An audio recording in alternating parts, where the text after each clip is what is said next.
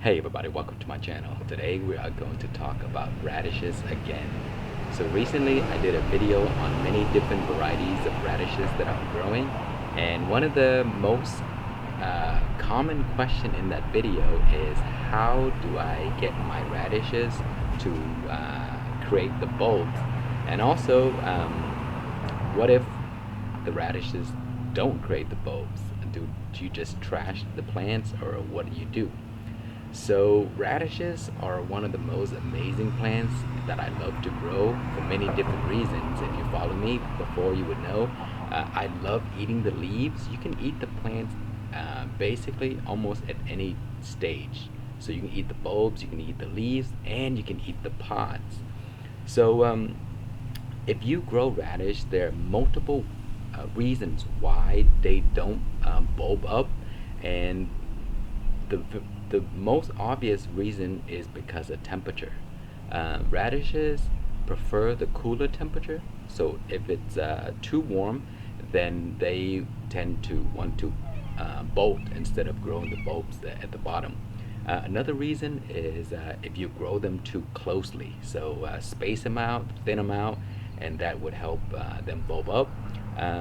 Another reason is the soil may have such high concentration of nitrogen, and what that does is it causes the plant to want to produce a lot of leaves, and when it does that, then the bulbs are not formed. So the leaves, the plant would look really healthy with large leaves, and then when you pull it up, it has a tiny little bulb. So those are some of the simple reasons why the radishes do not bulb up. So if you have already made those mistakes and the plants grew vigorously and they are beginning to bolt. So like me, I actually want my radish to bulb, and I allow them to bulb on purpose. Um, Not bulb, sorry, bolt. Um, and the reason for that is because I love eating the radish flowers and pods. And we're gonna go around the garden and I'll show you what those pods look like, and they are delicious. And there's many ways you can use them. You can eat them in your salad. You can even pickle them, or you can cook them, like stir fry them, put them in fried rice and all that stuff. They're just amazing. And yeah, so don't trash your radish if you have believed that you failed at growing the plant because they didn't create the bulb. Just leave them alone, allow them to bolt and create pods, and then you can actually still use them. So it's not a waste after all. So let's go around the garden and I will show you what those bulbs look like, and give you a little bit more details on them. Okay, so we will start with the first variety, and I actually failed at growing these this year because I started them too late. And this is the Sakurajima Giant. And these are the Japanese varieties that produce enormous bulbs that are like, 5 to 10 pounds and sometimes even larger. But anyway, the temperature is just too warm for these plants. So what they do is they will produce these seed pods. And as you can see, the bulbs, they're probably nothing down there, or just a little tiny one. So that's what happens. Temperature will cause these guys to want to bolt up, because they do require cooler months to grow. And also, lastly, I forgot to mention one more thing. They do require a lot of sun. So when you grow them in the cooler months, put them in areas that they can get 6 to 8 hours of sunlight, direct sunlight, and then they will produce really nice bulbs for you. So here are some more. You see how crowded they are? And I actually did that on purpose. I put them in the shade, and also I put a whole bunch of seeds. And the reason for that is because I'm growing those for the leaves. I love eating the leaves. And so you can see here, I'll pull up one for you. You see this?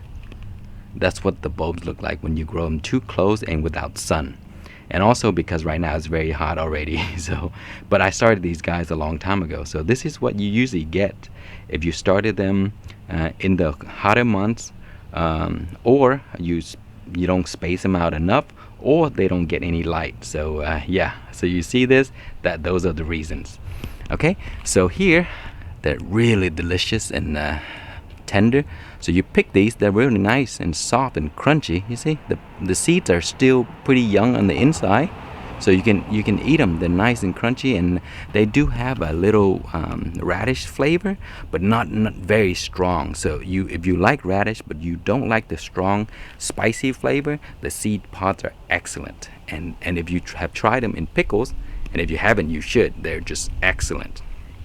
Okay, so that is one plant that I failed on, but I don't mind failing at these because I'm getting seeds and pods to eat.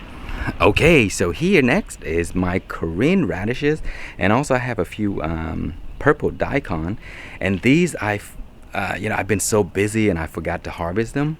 I did harvest a few, but I didn't harvest them fast enough, and then the temperature is warm now, and so this is what happened. So they grow enormously. So I'll show you another one that grows really, really big. But anyway, here are my Korean radishes. You see, they bulb up just fine. Look at that massive one back there. So I'll cut these down soon to make kimchi, and the rest of them are in the rear, and you see, they grow massive. So you get these flowers here, so they will attract the bees and all the pollinating insects to come. And once the pods or the flowers are pollinated, they form into these pods here, and the pods will take a while before they will mature and you can collect seeds from them. They do take a long time, like a few months. But in the meantime, don't trash those pods. Just cut them off as you need them, pull a few out, and eat them, and leave them on the plant, because they're best when they're fresh. So don't harvest everything, but I'm telling you that a few plants are all you need, because they produce a massive amount of pods. And I also have varieties that are specifically bred for only producing pods. Those are the rat tail and the dragon tail radish. So let me show you that. Okay, so this is the dragon tail. It's almost to the end of its life now. It's been here for a while. Pretty old plant. And you see, they only produce these. These are the seed pods. They don't produce the bulb at all. And so if you grow rat tail or dragon tail radish, this is what you're gonna get. They do produce a lot, so 1 or 2 plants are all you're gonna need. And you eat these parts right here. So harvest the young and tender ones, and you can eat the entire thing here. They're delicious. You can cook them, you can eat them raw in a salad, you can even pickle them. So those are the ones that are bred only for seed pods instead of bulbs. And you can see I have them all over the yard. You see, these are different radishes here. These are daikons. And you see all of these seed pods here. I have a ton of them. I grow them everywhere. And I have been eating these for months, and they just keep coming back. There's just no end to these things, so they do produce a lot. So just in case you're wondering which variety produced the most amount of pods, so I will show you that right now. Here is my daikon, the Miyashige, which is a Japanese daikon variety that grows pretty big. They grow around 2 feet long. And look at this. Look at all of those pods. You see? This is from one plant. And it got so heavy that when the wind blew at it, it snaps.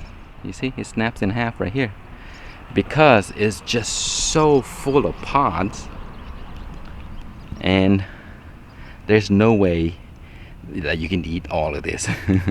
So that's why pickling to preserve these are an excellent way to use them, because they're so good as to be used as pickles.